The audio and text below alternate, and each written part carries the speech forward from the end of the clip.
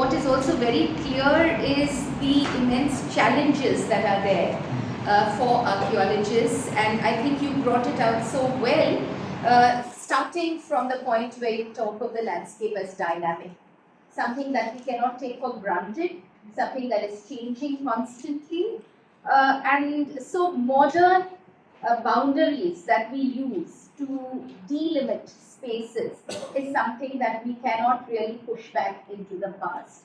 We know that today there is this tendency to talk of an Indian archaeology, of a Bangladesh archaeology, and that's what he was pointing out right at the beginning. And that's certainly limiting when we are looking at our past, especially that far back, when we're going into prehistoric times and so on, coming right down until the modern times. I think from his area, which is the Teesta Alluvial plain of Bangladesh, what Professor Sen does is he raises other very important conceptual issues for all of us, which is how do we understand an archaeological context, right? We talk of historical context, and sometimes we again do it in a very simplistic manner. Historical contexts are also not just about data sources and so on, but to go beyond that. But archaeological context is very specific, and he draws our attention to how important it is to not really look at time and space, but also to look at form in all its diversity. And again, then this is interesting and important because while on the one hand we can talk of the specificity of form, we also then need to factor in the continuation of form. So it's not so simple that we look at a form and we stop at one period and say that this is the distinctive form and so on. So again, a challenge then for us as scholars looking at the material. The importance of site formation is again something that he draws our attention to. Various kinds of factors about use, about continuation of settlements, and also about abandonment. And as a historian, I was immediately drawn to this particular point of how and why that happens. Is it just the environmental factors? What are the other ways in which we can think about the way places, landscapes are put to use? Finally, I think what he draws our attention to is by looking at certain kinds of environmental aspects, we can actually move into social histories of not merely people but also of the other living beings who inhabit landscapes. And I wish there had been a little more discussion on that particular aspect. I was very struck by the way you ended when you spoke of the Anthropocene and the way in which in our social histories, it is primarily only. I'm sorry if I told him very strictly he should cross that 45-minute thing. But about how the non-human actors who are also living in these landscapes, both in terms of their proximity to these settlements as well as those that are not within but outside, so the domesticated and again, problematic terms because of the way it's so anthropocentric, are the way in which we look at other beings. I thought that was very, very important. And finally, the issue of land and water, that it is not static and that we need to look beyond the existing knowledge or understanding and look through these various techniques and technologies and the way in which we can reconstruct humans as well as others' use of landscape. Thank you so very much. That was fascinating. And although some of us may be familiar, Dr. Aparajita Bhattacharya is one of our new colleagues, and Professor Rakesh Bhattavyal, from the Center for Media Studies. Some of our scholars. I'll tell Dr. Prisuda. No, but I meant some of them may be familiar with the region and maybe not with your field, but certainly with the region. There are many of us who may have found the complexity a little overwhelming, but I think the broad takeaway that we have is in terms of how we can use these kinds of studies to enrich our understanding of the past, and look at it as something that's more diverse and nuanced and textured rather than in a one-dimensional way. Thank you for that. The floor is now open for questions and comments. If any of you have any questions, please let me know. Dr. Prisudas and then nominate Ray. Thank you, Professor. As Professor Mahalakshmi said very clearly, it is really fascinating. And of course, I would love to carry forward the discussion with you later. And I have two things as someone who is interested to know the interconnectedness between archaeology and history from your own discussions. The first one you said, is it possible to go beyond the center periphery binary? So I would be very keen to learn something from this particular question if you have some interesting aspect. What exactly you mean by this? And secondly, you have posed another question. Water bodies were never considered for archaeological exploration. The archaeology of sites, especially the we call it artificial water for tanks. Okay. So just in light of this, maybe what is the latest development that you think through the marine archaeology, maybe some cases we see in places like Dwarka where people claim already findings are seen. That is underwater archaeology. For example, one of our friends, she is a professor of Pennsylvania, Kathleen. They have worked on this water management in Canada. And also Julia Shaw, she worked on Central India, Shachi and this landscape. They have also, but the landscape is different.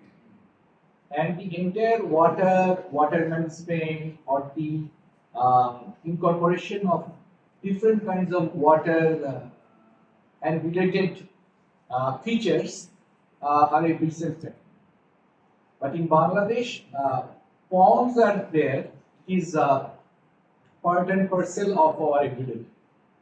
And interestingly, every pond or tank has its own thing. Every pond and tank has its own stories. And all these stories are supernatural stories. And those are fascinating stories.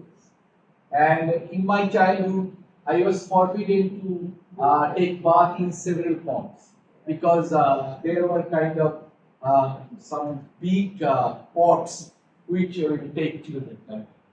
So, but there are fascinating stories. But the number of ponds that I couldn't show, the number of ponds in northern part of Bengal, proportionately far more than the northern part of, for example, Bihar. And why it happened, it is still a very challenging question. I was talking to, for example, some of my friends who were working in Nalanda or close to, for example, the Buddhist monastery which has been identified at Vikromshila, and all from Bhagalpur to Patna. This part, the number of ponds are not that there are ponds and tanks and ditches, but the number is huge.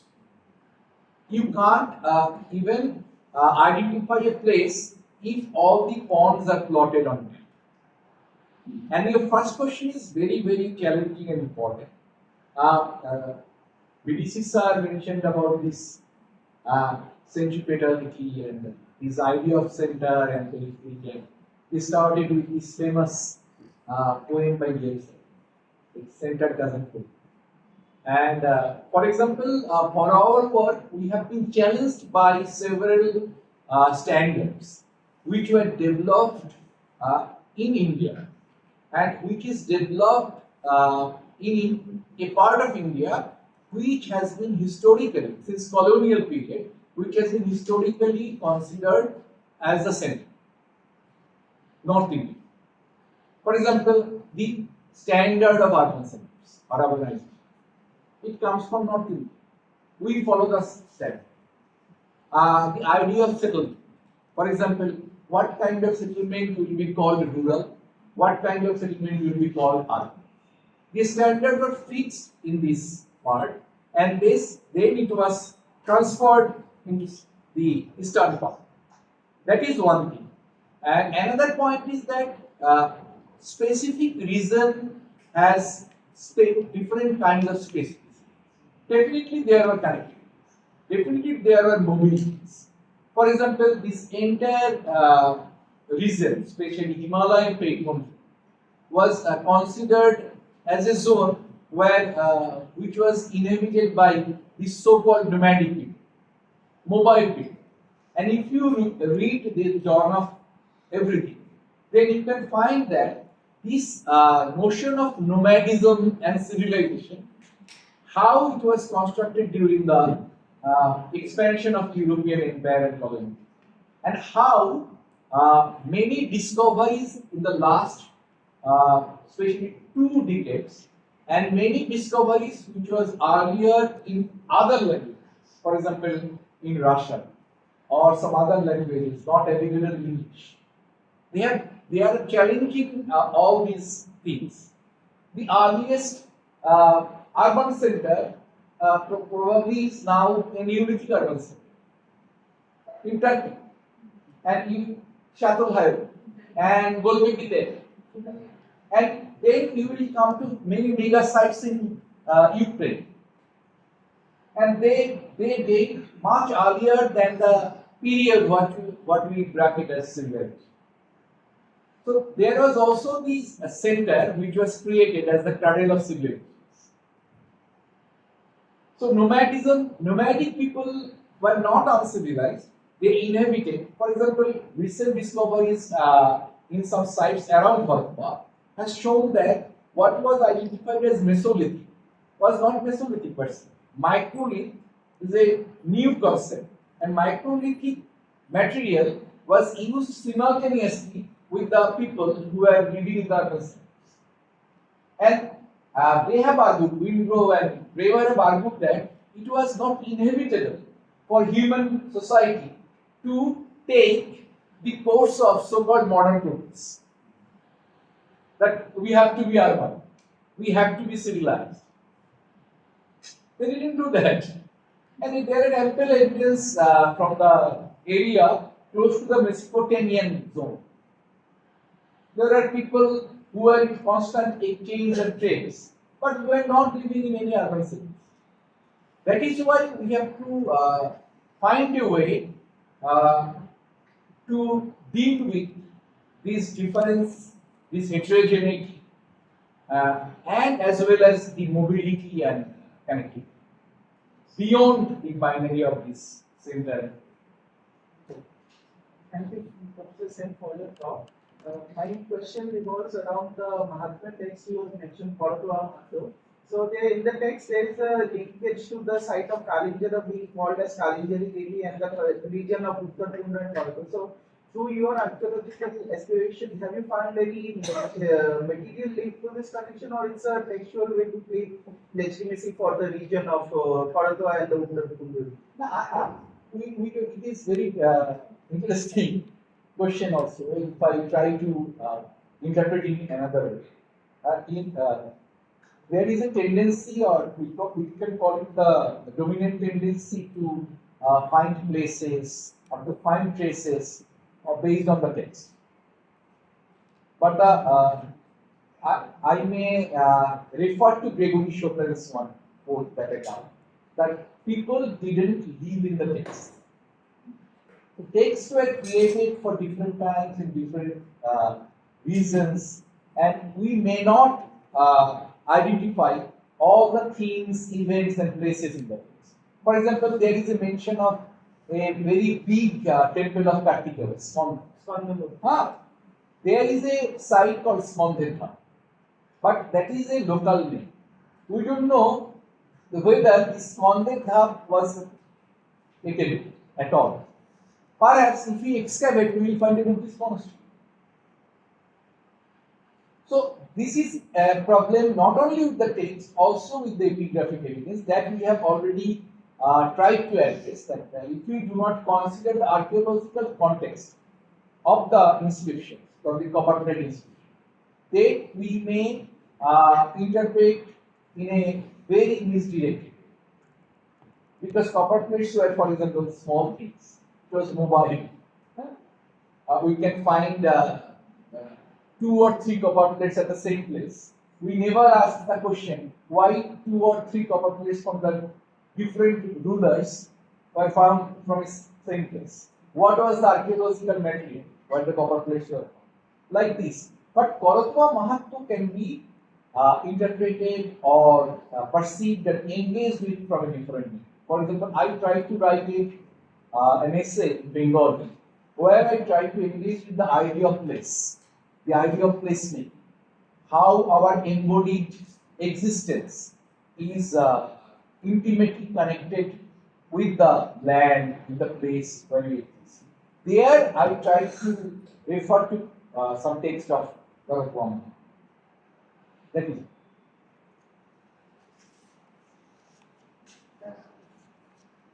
Yes. I liked it very much, and I'm also actually doing my PhD on a place which is actually a part of this region. So I'm very interested in the topic, the Duars region. Oh, doers. Yes. So I had a question. I mean, not a question, but a query. Like you mentioned about the role of artifacts in and in changing the ecology and the landscape of the region. You mentioned the 13th century earthquake, if I'm not wrong. But my knowledge says, I mean, I was going through a district visit here. It refers that even in 1787 there was a massive earthquake. Yeah. Shifted the course. That is the historical. I tried to mention some reference, Okay. which is well dated on the basis of some scientific dating techniques, and there were evidence of earthquake much earlier than that. And we have to find whether those earthquakes have made impact, how much impact they have made. And for example, they may have made impact on a river, a particular part of a river, but might not have affected the human cell. That can happen because it depends on the epicenter, it depends on the type of settlement, it depends on the intensity of the earthquake, and so on. For example, Teesta avals, Brahmaputra avals, after effect of earthquakes. I just mentioned it is that your region is a very, very important region, which is not well addressed in the mainstream archaeology or history. So we can address that Duars and this Piedmont zone of Himalaya from a different perspective. It's because basically he's like the argument of Kalyan Ludra, whose work I was going through, he is a geologist from Bengal. I know very well. That the shifting of the river was like it was joining Ganga before that. Teesta was actually joining Ganga, it started joining the Brahmaputra. I mean, the way he described it, I was curious to know, and you of No, course the problem that I have mentioned one thing that most of these geomorphologies or hydrologies, like Dr. Kalyan Ludra, and there is a very good friend of mine who is in Calcutta University. He's also working on this river. They have confined themselves within last 300 years, specifically after the Reynolds times. So, but we can imagine that, and our imagination or our argument will be very valid, that these rivers were not static for the periods before the last 300 years. So what about that? When we do not have any historical record, we do not have any written things or maps and so on. So happy to hear your presentation and lecture. Brilliant. I was thinking something else. I was just it's a right occasion to ask you because you have raised this issue of two or three things which have been made a big issue today in terms of our intellectual discourse. One is the Anthropocene, where the humans are supposed to have created a lot of disruption. And that is being linked with the larger issue of today, political issue of climate change, ecological crisis. So humans are responsible, therefore let's have a larger history of the universe or beyond universe, and therefore we can see the attribution of certain responsibility.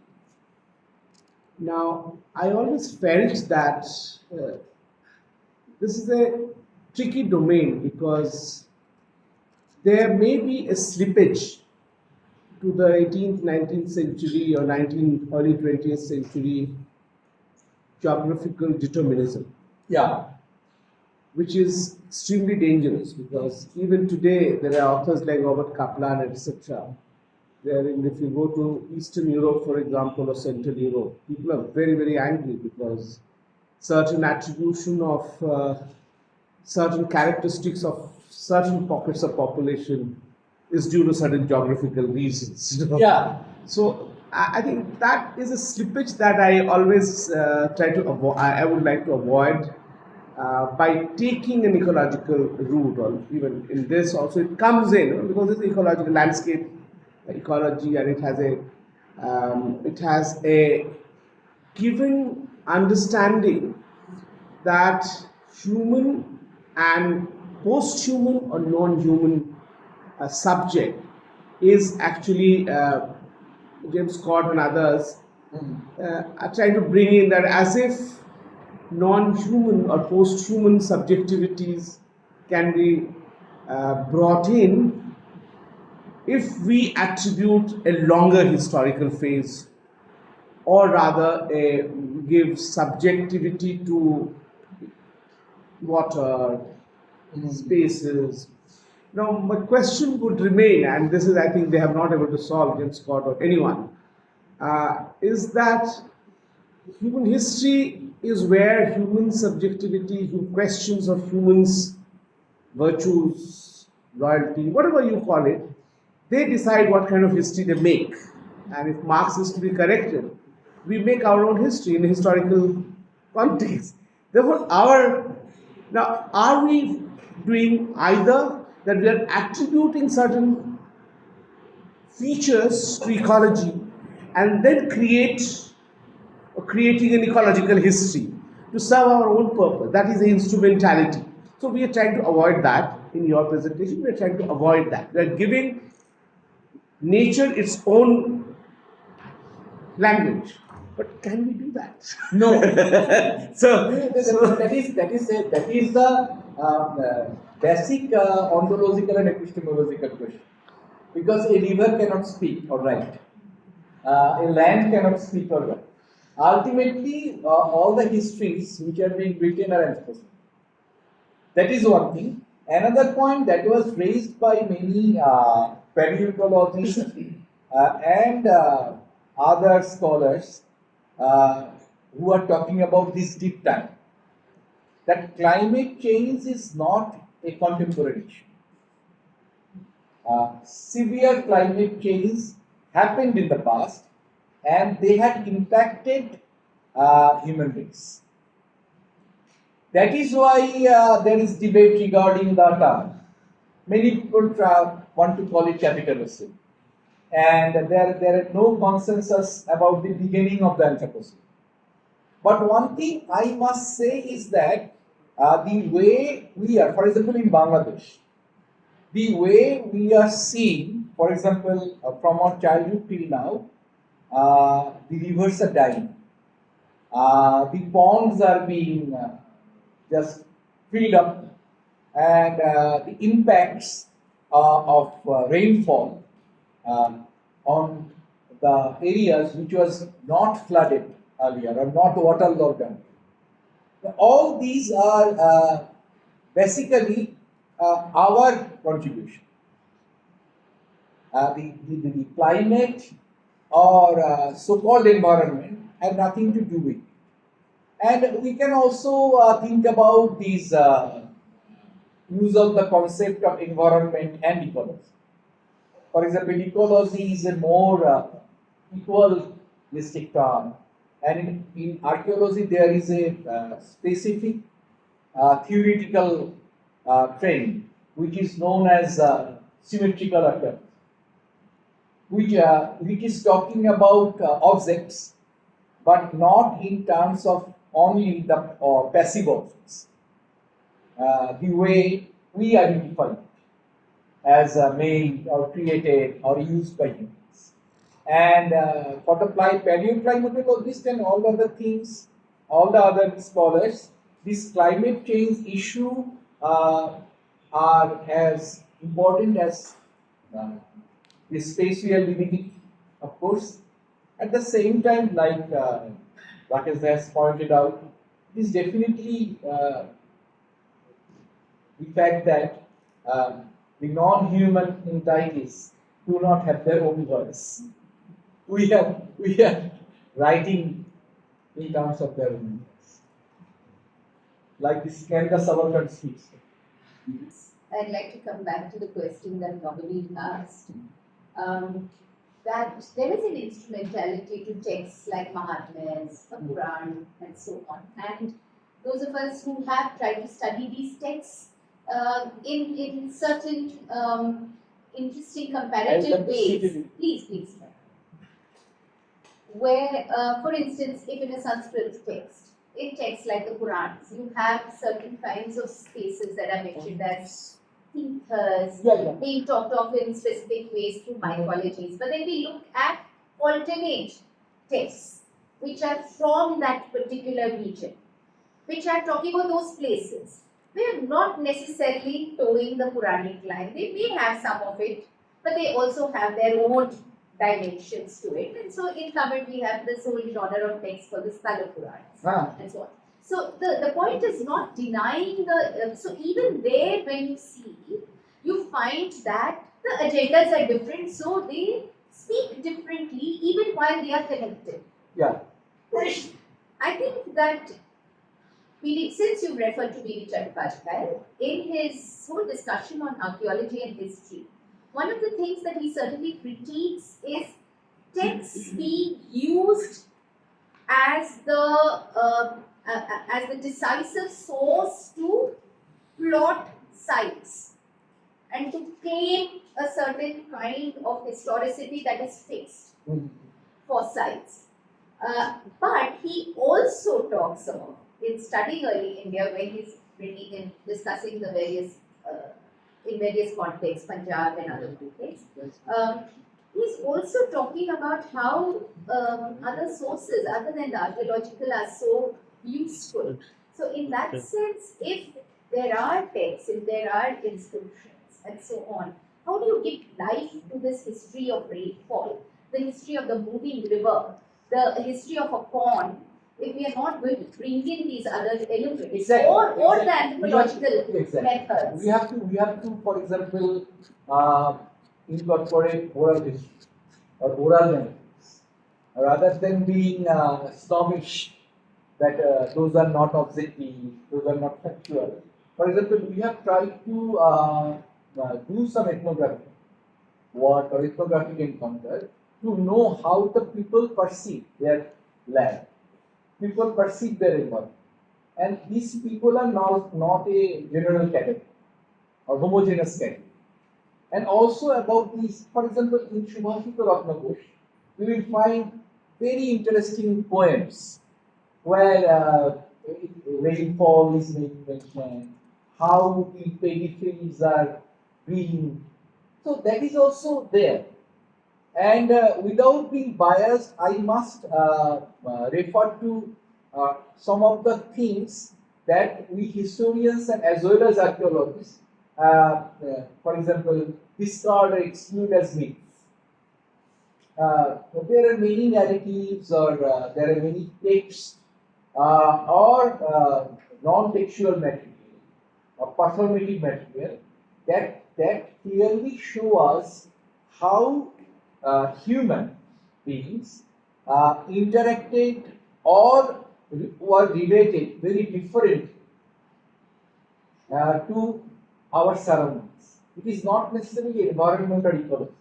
For example, the way we are related intimately to our neighbors, the way our songs are very influenced by the rivers. I was mentioning one particular song, the Padda river. There are numerous songs about Padda. And in one song, for example, by Nazrul Islam, he is referring to Padda as bearing the signature of the Lord. At the same time, people are asking river for benevolence, as well as people are cursing you. So why you are destroying everything? That is Kirtinasha. So these aspects of our everyday living we can consider for understanding the diversity or multiplicity of past. Can I comment this? I have, because all of this discussion is about or comes to us after invention of printing, for example. And So we are trying to retrieve whatever space is available for our non-printed, non-scripted spaces. The Sony, I teach media, so therefore I was just thinking aloud. So from that angle, I need to ask you, because I may not have the wherewithal to understand it, whether archaeology as a discipline is at all a discipline or rather a media. Because if it's mediating all these that you're talking about, there is the media. It's not a body of knowledge. You know. archaeologist, there is an archaeologist from Stanford who has talked in this way. The way archaeology, and there is a specific school of archaeology, what is known as interpretive archaeology. They have specifically put emphasis on the performance or performing. Exactly. So archaeology is basically definitely when you go to the field, and there is a very interesting long debates in anthropology, social anthropology regarding the idea of field and field work. In archaeology, there are such debates. The way we move, the way we see, the way we touch, the way we taste, the way we interact.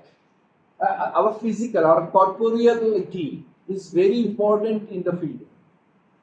So that also influences this embodied performance, influence the way we interpret our past. So therefore, the question therefore remains whether archaeology is very strongly militating against the print. It wants to retrieve whatever is non-print, And that was the early days. so now we in real life itself, we are moving beyond print. We are in the screen culture. We are in the sonic, there sonic is visual seeing, touching. So that endeavor or archaeology is over. So how is it trying to adjust itself to all these smell, touch, sensorial? That's why the No, we are losing smell and touch, but people are trying to recreate, for example, you will find the reconstruction of the body of or face of Cleopatra by 3D model. You can also find virtual museums. Museum studies is part and parcel of that is the way, and these recent developments have impacted archaeology in different ways. For example, in geospatial analysis, it has made enormous impact. By constructing models, by constructing different kinds of probable scenarios, because there are many possibilities. We cannot always say definitely about many things about the past. So there is, and most importantly, the representation of the past, the politics of the representation. In England, there was a survey among the students of archaeology, especially in Cambridge and Oxford, and most of them came to study archaeology after watching Indiana Jones. Okay, so the impact of Indiana Jones or Lara Croft is huge, but in real life, you cannot be Indiana Jones. Indiana Jones move, act, his physical mobility, he does many things at the same time. But when an archaeologist go to work, it's his preference. For example, that day I was talking about the practice of archaeologists in KSI. There is a person always behind one officer, just holding an umbrella. Yeah. It is continuing since the colonial period, and they usually do not dig. The digging is done by the lower level levels, and at the things there are some precious objects or things, then they will try to get down, and with some suit, coat, and boot. Even in West, you will find some stereotypical visual representation of an archaeologist. Uh-huh. With the hat, with some gumboots, Performance. or that performance, or some of the things. For example, there is a very sexist meme was circulated these days. The women will be very good archaeologists because of their innate ability to dig up the past.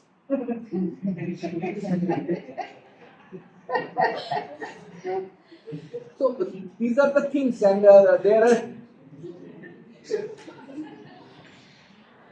are some the photo or cartoon of an archaeologist which full of dirt, who never combs his hair or her hair, and whose one part of his boot is missing, and there are mud and dirt and everywhere.